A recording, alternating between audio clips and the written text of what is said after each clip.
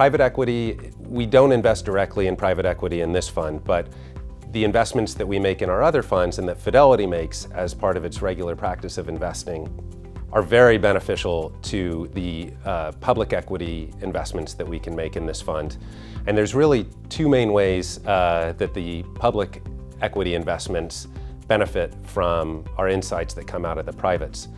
The first is just as a way of looking for interesting areas of investment or in the public names that we already hold, finding additional confidence, additional conviction that the secular themes that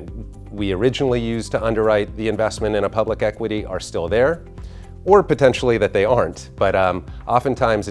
during periods of market volatility, we find that going to our private companies and taking the temperature of the business that they're doing with public equity holdings can be enormously beneficial. So there was a time earlier this year when many public equity names in the AI space sold off because the DeepSeek model came out, which looked very efficient compared to other models that had been out there. When we spoke with our private companies that are at the cutting edge of AI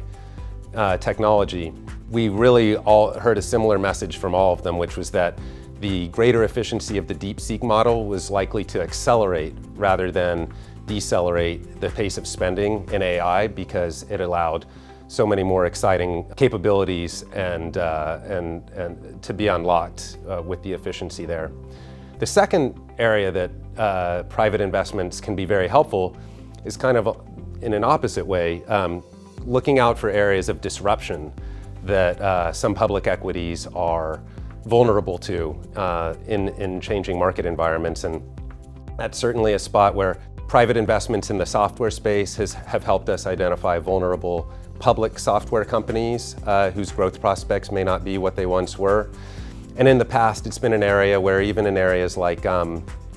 tobacco or in enterprise storage software, private investments that we've made have been very helpful in informing a reduced or no position in public equities that we saw as being vulnerable to disruption. So those are really the two ways that the private equity investments help us with our public equity investing. Thank you.